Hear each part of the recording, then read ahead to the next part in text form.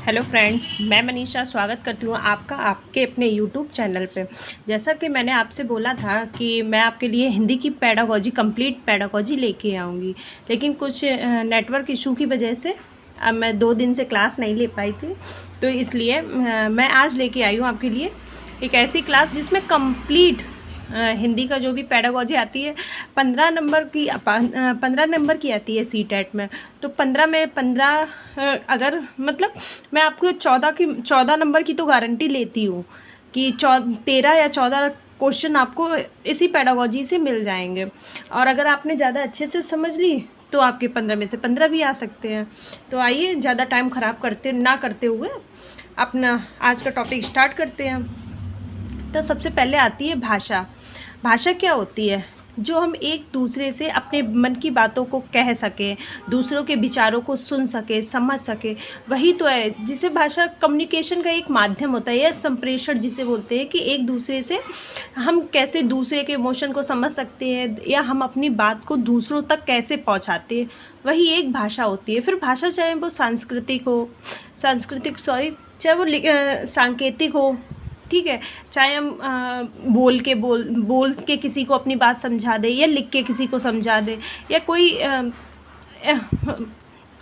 Sign language का use करके, जैसे हमने इशारा कर दिया इधर आ जाओ, तो मतलब आँखों से भी कुछ लोग आँखों से इशारा कर देते हैं। जैसे जब मम्मी हम लोगों को डांटती है तो वो जब कोई रिश्तेदार आ जाते हैं घर पे, जैसे कोई रिश्तेदार घर पे आ जाते हैं तो मम्मी हम लोगों को आँख दिखाने लगती है जैसे ही हम लोग मिठाई लेने को जाते हैं। तो वो क्या होती है, एक सांकेतिक भाषा होती है। तो उनकी आँखों को देख के ही हम लोग पहचान लगा लेते हैं कि हाँ मम्मी मना कर रही है, हमें उस टाइम वो मिठाई नहीं उठानी है। तो ऐसे ही यही हमारी भाषा होती है। तो भाषा क्या होता है, एक साधारण सिंपल सी भाषा में कहें कि एक दूसरे के विचारों को या किसी इमोशन को समझने का एक तरीका होता है भाषा। तो आइए देखते हैं। जैसे व्यक्ति में भाषा से तात्पर्य ऐसी क्षमता से है जिसके द्वारा व्यक्ति अपने भावों विचारों को दूसरे तक पहुंचाता है, ठीक है, तथा दूसरे के भावों तथा विचारों को ग्रहण भी करता है। भाषा के माध्यम से विचारों का आदान प्रदान करते हैं। भाषा संप्रेषण का माध्यम होती है। तो यही चीज़ मैंने आपको बताई। भाषा क्या होती है? भाषा वही एक बात करने का, एक कम्युनिकेशन करने का एक तरीका होता है जिससे हम दूसरे की बात को समझते हैं और दूसरों की बातों को सुन के अपने खुद को समझते हैं और हम अपनी बात दूसरों को बोल के समझाते हैं। यही तो भाषा हुई। तो इसी में भाषा के कई संचार होते हैं। तो संचार मतलब कि हम अपनी बात को कैसे दूसरों तक पहुंचाते हैं या दूसरों की तो कैसे पहुंचाते हैं। एक तो हम अपनी बात को, जैसे हम आपको बोल के अपनी बात समझा रहे हैं, ठीक है, लेकिन आपको जब कोई बात अपनी कहनी होगी तो आप कमेंट के माध्यम यानी लिख के समझा देंगे। और जब आप वो नहीं, अगर हम लोग एक दूसरे के साथ में मिलेंगे तो हम इशारों से समझा देंगे कि ठीक है। तो क्या होती है, 3 तरह की होती है संचार। एक मौखिक संचार, दूसरा लिखित संचार और तीसरा होता है सांकेतिक संचार, ठीक है। उसके बाद आता है दृष्टिबाधितों के लिए ब्रेल लिपि के माध्यम से सिखाया जाता है। अब ब्रेल लिपि क्या होती है? ब्रेल लिपि में डॉट्स होते हैं। जो इसकी खोज किसने की थी? लुई ब्रेल ने, ठीक है। तो ये एनसीईआरटी के ईवीएस में भी क्वेश्चन पूछा जाता है। उसमें ये क्वेश्चन भी आया था शायद कि इसमें ब्रेल लिपि में कितने डॉट होते हैं, ठीक है, और किसने इसका आविष्कार किया है? तो लुई ब्रेल ने इसका आविष्कार किया था। तो ये एक ब्रेल लिपि होती है जिसमें उभरे हुए डॉट होते हैं। तो उनको टच करके, ऐसे करके टच करते हैं, फिर उससे समझते हैं कि क्या होता है।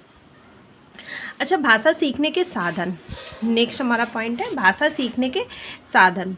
तो भाषा हम कैसे सीखते हैं? एक तो अनुकरण करके, मतलब कोई बोल रहा है, जैसे छोटे बच्चे होते हैं, छोटे बच्चों को देखा होगा आपने, बच्चे अनुकरण करके सीखता है। अनुकरण मतलब जो उससे बड़े लोग जो बोलते हैं, जैसे उसके घर में माँ बाप बोलेंगे वही उसको रिपीट करते हैं। जैसे अगर कोई, जैसे मम्मा करना, मम्मा पापा, तो ये मतलब घर के लोग सिखाते हैं। जैसे मम्मा उसको सिखाती है बोलो बेटा माँ, तो वो अनुकरण करते हैं। जब वो 2-3 बार कहती है माँ माँ, तब वो बच्चा भी कहने लगता है। तो वो बच्चे क्या करते हैं, अनुकरण के माध्यम से सीखते हैं।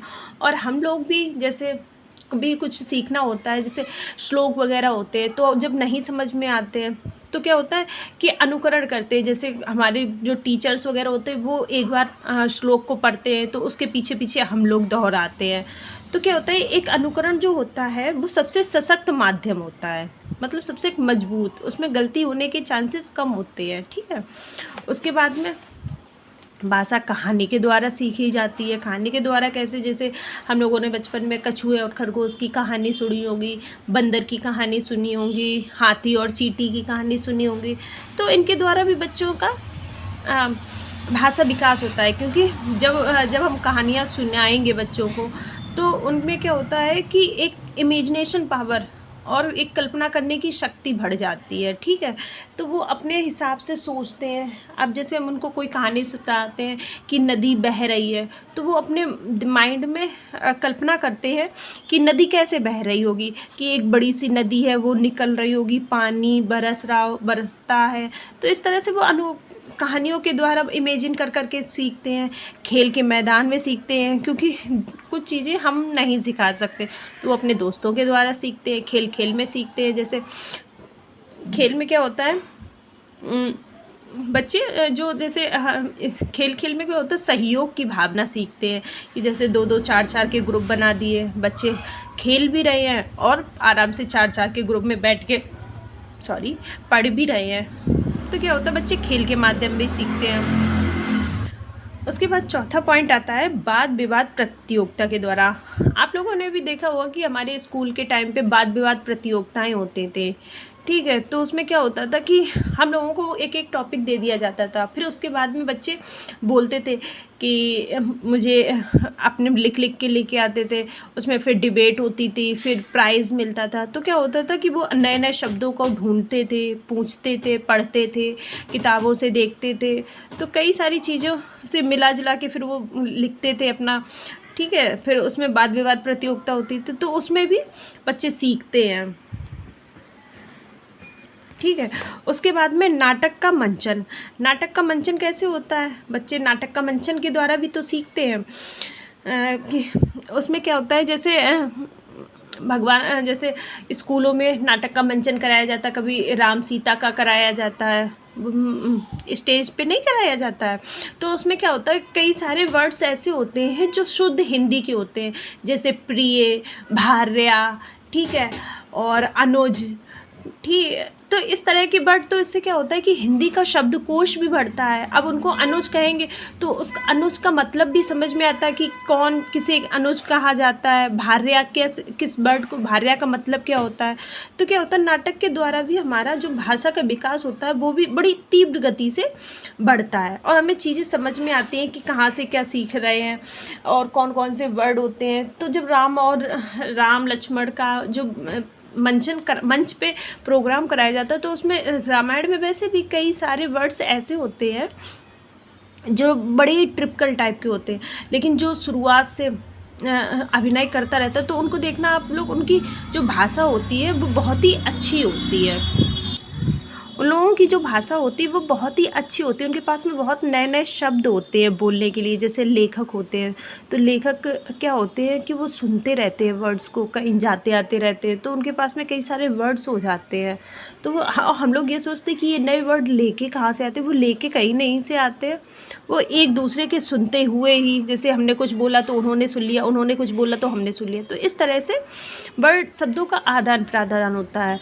तो भाषा सीखने के साधन कौन कौन से होते हैं, अनुकरण के द्वारा, ठीक है, दूसरा कहानी के द्वारा, ठीक है, कहानी के द्वारा, फिर खेल के द्वारा, फिर वाद विवाद प्रतियोगिता के द्वारा, नाटक का मंचन करा के, ऐसे कई सारे तरीके होते हैं जिससे हम भाषा का विकास कर सकते हैं।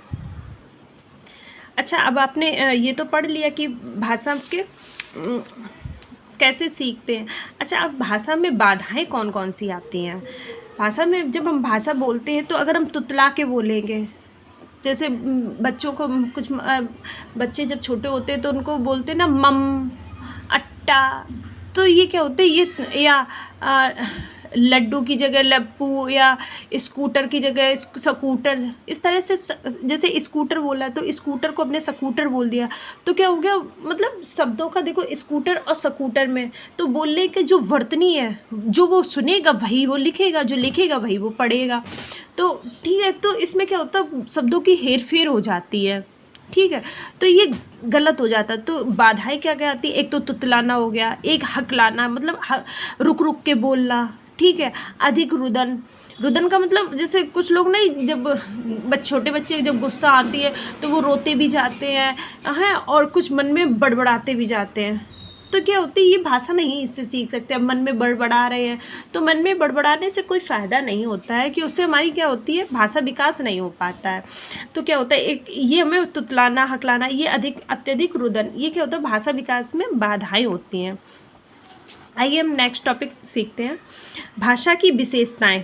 अब भाषा की विशेषताएं क्या हैं, देखो भाषा क्या होती है और हम लोग भाषा क्यों सीखते हैं। भाषा जो है एक दूसरे की बात सुनने का, समझने का और अपनी बात को कहने का माध्यम होती है।